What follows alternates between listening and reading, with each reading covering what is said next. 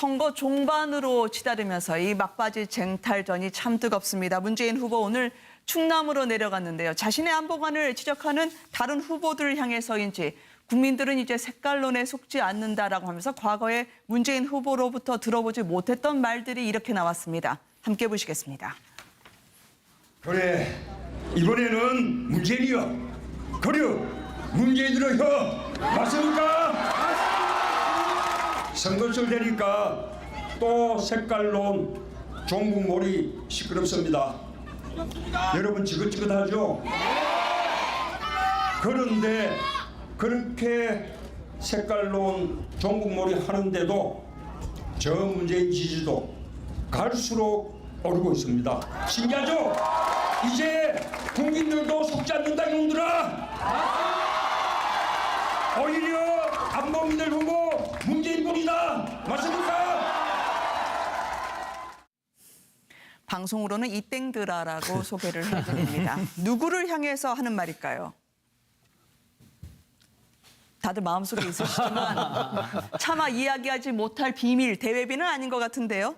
자신을 지지하지 않는 분들에 대한 말이 아니겠습니까? 그런데 네. 어쨌든 저는 문재인 후보가 지금 이제 양강 구도에서 일강 구도로 치고 나오는 거는 네. 우리가 부인하기 힘든 사실입니다. 그렇기 때문에 상당히 자신감이 있겠지만 이런 발언을 갖다가 공개적으로 하시는 것은 좀 오만한 태도로 보인다고 생각합니다. 네. 물론 문재인 후보를 지지하는 분들은 굉장히 시원하고 저 말에 대해서 호응을 하겠지만 문재인 후보를 지지하지 않고 문재인 후보가 되면 대한민국의 미래가 어둡다고 생각하는 또 다른 국민들이 있습니다. 이분들이 들을 때는 얼마나 마음이 아프겠습니까? 게다가 저는 문재인 캠페인 하나 건의하자면 제발 좀 선거 유세 중에서 춤추는 동영상 같은 걸 가지고 화제라고 뿌리고 그걸 지켜보는 분들은요. 특히 지고 있는 후보 캠페인에서 보면 정말 열불이 납니다. 네. 저는 이기는 것도 중요하지만 잘 이기는 것도 중요합니다. 오만한 분들이 패권주의를 불리는 분들이 만약에 정권을 잡는다면 얼마나 많은 또 다른 국민들은 마음이 아프겠습니까? 제발 좀 겸손한 캠페인을 했으면 좋겠다는 생각이 듭니다. 참 훌륭하고 좋으신 충고를 네. 주셨기 때문에 캠프에서 잘 받아들여야 될 거라 생각을 합니다. 네. 다만 이제 저렇게 표현하신 거는 그동안 색깔론으로 사람을 이렇게 너무나 많이 매도했고 이제 그런 것들에 대한 한이 이제 아주 편안한 농담처럼 나오는 그런 정도지 뭐 제 같은 분을 안 지는 30년이 됐고 자주 뵙지는 못했는데요. 네. 30년 만에 가장 큰 심한 말씀을 하신 걸 처음 들어본 것 같습니다. 네. 네, 근데요 한 가지 덧붙인다라고 하면 색깔론이나 뭐 이 종북몰이 이런 것에 국민들은 속지 않는다라고 말씀하셨는데요. 역대 한국 대선이 사실 북풍이 없지는 않았습니다. 그 북풍은 뭐 긍정적인 북풍 또 네. 있었던 부분이 긍정적이라기보다는 뭐 파지티브한 부분도 있었고 네거티브한 부분도 있었는데요. 파지티브한 부분이라고 한다면 정상회담 뭐 남북 간에 있어서 회담을 한다든지 이런 것들은 파지티브한 북풍이었다 이렇게 볼 수 있을 것이고요. 그렇게 본다라고 하면 역대 어느 정부도 선거 때마다 북풍이 없었던 때는 없었다 이렇게 얘기할 수 있는데요.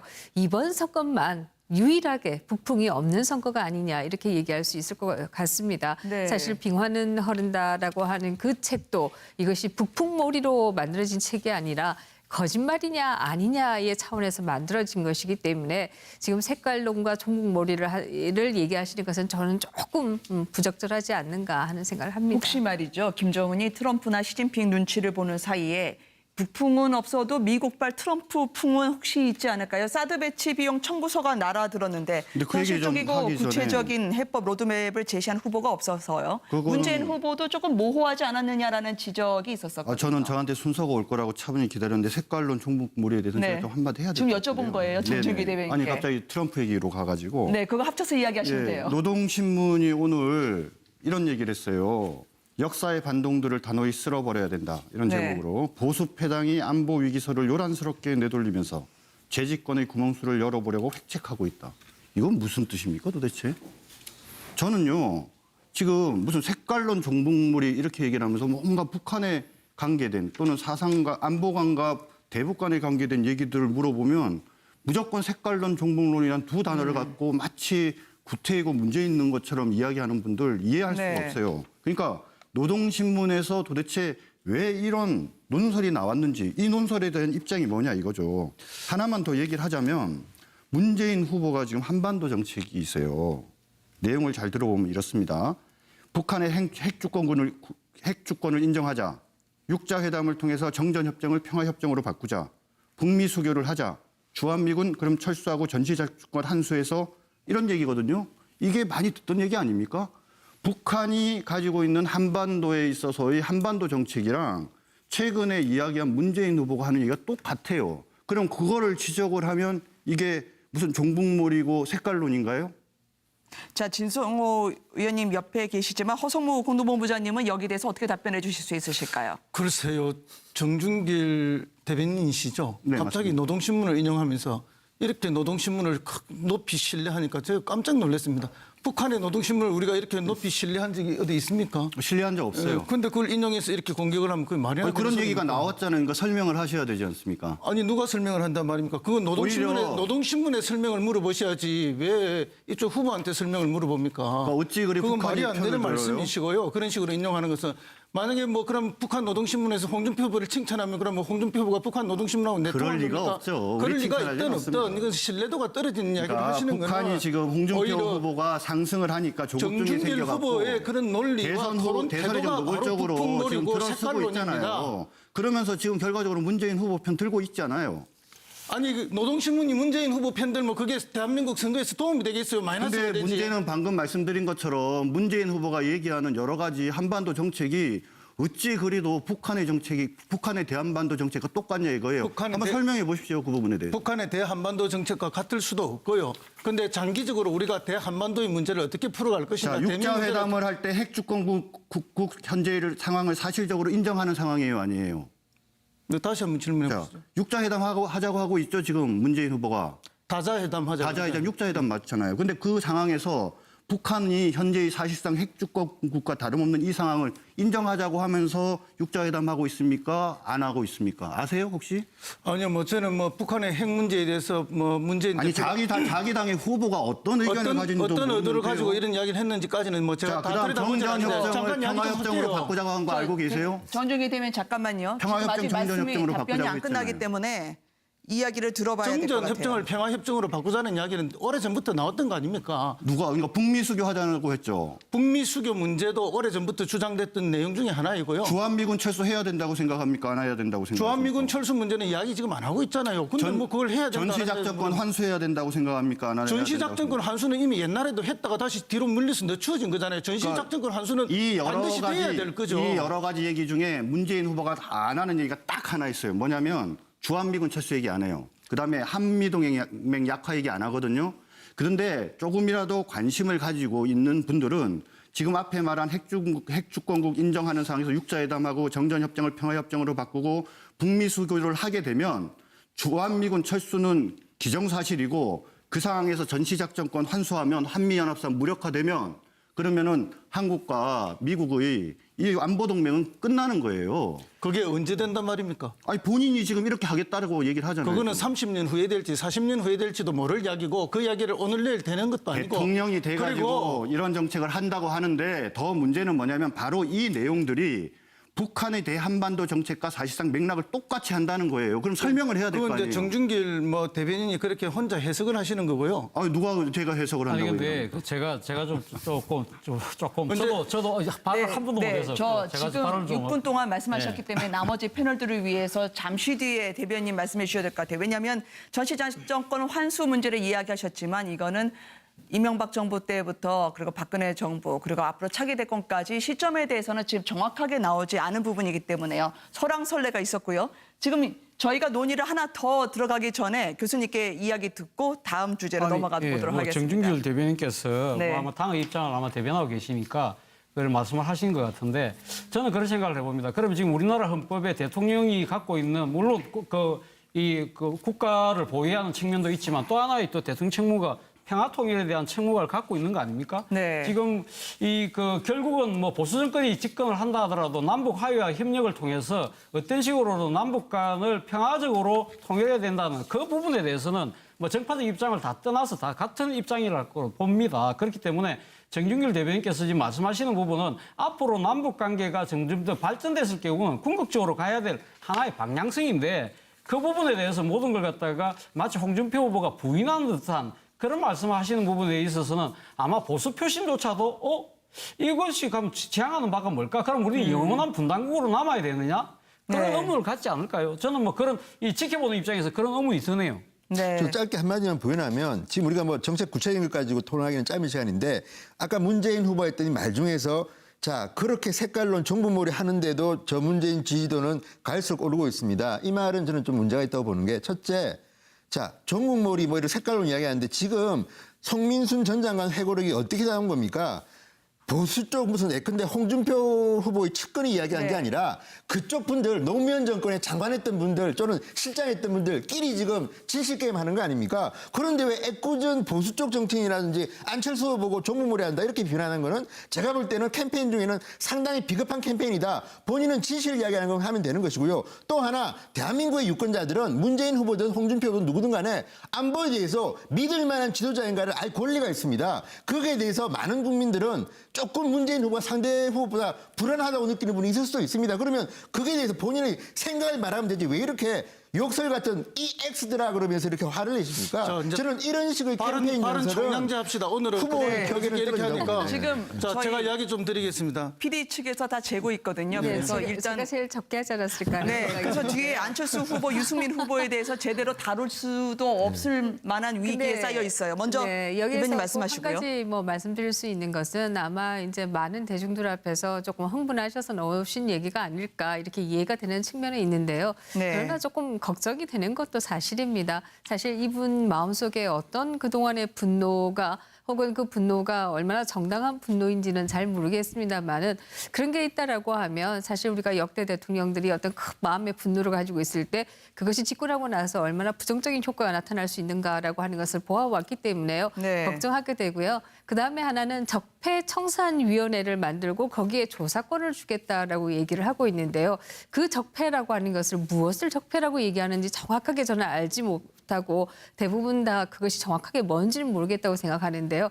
이런 부분들이 혹시 저 마음속에 있는 분노와 연관되어 있는 것이라고 한다면 이것은 뭐 또 다른 한편에 있어서의 그동안의 보수 정권에서 해왔던 부정적인 면에 또 반대쪽에서의 부정적인 면이 될 가능성도 있지 않는가 네. 상당히 걱정은 되는 것이 사실입니다. 문재인 후보가 지금 충청권을 갔습니다. 역대 대선은 일명 모든 지역이 중요합니다만 충청 민심을 잡는 자 대권을 잡는다라고 하는 골든 룰 때문에 더더욱 그렇기도 한데요.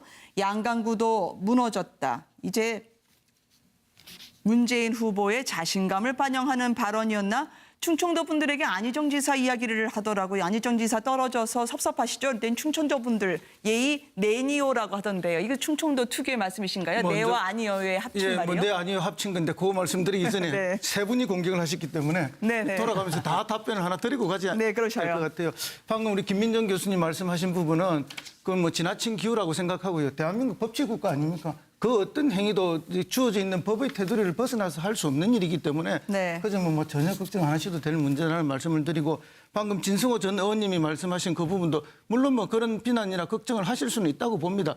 그럼에도 불구하고 송민순 장관의 책을 이용해서 그것을 종북몰이로 썼던 사람들이 있지 않습니까? 송민순 장관 자체를 비난하는 것이 아니죠. 그것을 그렇게 이용하고 악용한 사람들에 대한 비난이었다는 것을 잘 연재해 주시기 바라고 사실관계 문제는 하나의 사실을 놓고 각자가 다 다른 해석을 지금 하고 있는 거고 그 부분은 뭐 여러분 사실 문제에 관한 다툼이 있었고 누가 더 사실인가의 부분에 대한 이야기들은 다 각자의 그 노트라든지 각자의 그 기록물 내놓고 있지 않습니까? 그런 문제가 있기 때문에 그건 그렇게 이해해 주시는 게 맞지 않냐 이렇게 네. 보고 물론 이제 우리 정종길 대변인 말씀하시는 것 중에 뭐 그런 걱정을 보수적인 분들은 할 수 있다고 봅니다. 그러나 실제 그 내용이 다 그렇지도 않는 거고 특히 뭐 전시작전권 같은 경우에는 그 당에서도조차 언제 하느냐의 문제만 있는 시기의 문제만 있는 거지 다 환수를 원하지 그럼 우리가 전시작전권 영원히 미국에 주는 걸 원하고 있는 것은 아니지 않습니까? 그 당조차도 부분적으로 동의하고 있는 부분 아닙니까?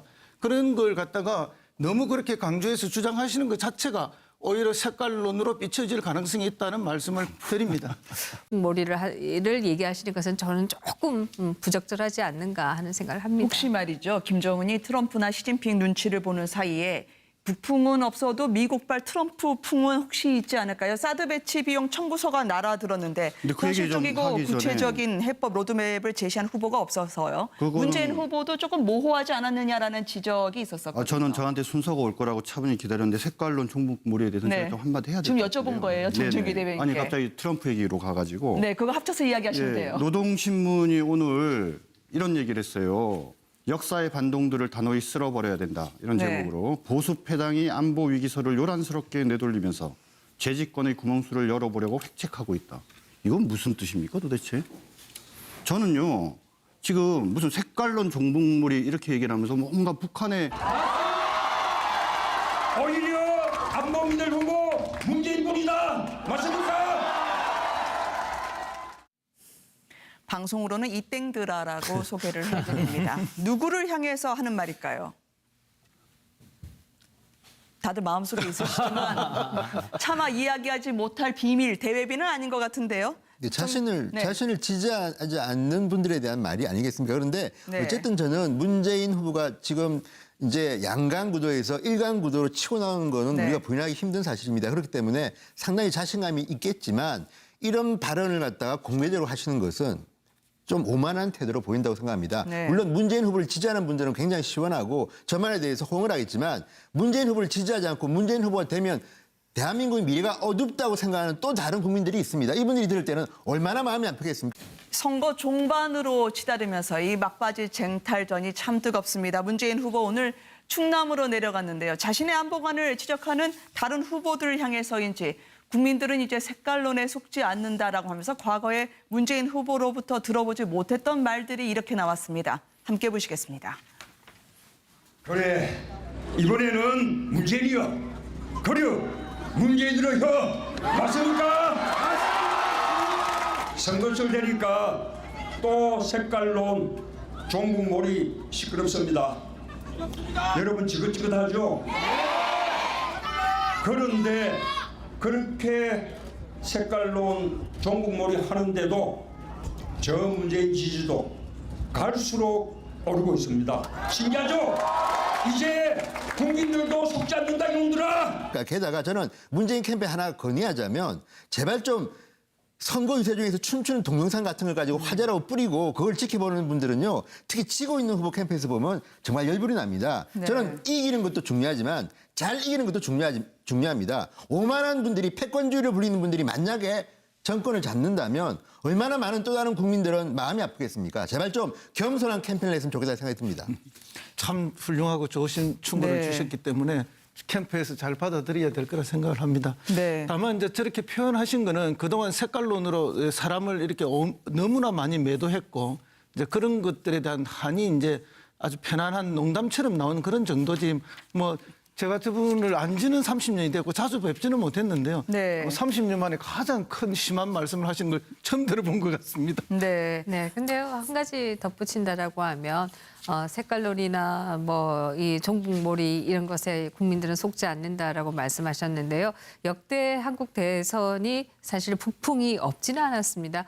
그 북풍은 뭐 긍정적인 북풍 또 네. 있었던 부분이 긍정적이라기보다는 뭐 파지티브한 부분도 있었고 네거티브한 부분도 있었는데요. 파지티브한 부분이라고 한다면 정상회담 뭐 남북 간에 있어서 회담을 한다든지 이런 것들은 파지티브한 북풍이었다 이렇게 볼 수 있을 것이고요. 그렇게 본다라고 하면 역대 어느 정부도 선거 때마다 북풍이 없었던 때는 없었다 이렇게 얘기할 수 있는데요. 이번 선거만 유일하게 북풍이 없는 선거가 아니냐 이렇게 얘기할 수 있을 것 같습니다. 네. 사실 빙화는 흐른다라고 하는 그 책도 이것이 북풍몰이로 만들어진 책이 아니라 거짓말이냐 아니냐의 차원에서 만들어진 것이기 때문에 지금 색깔론과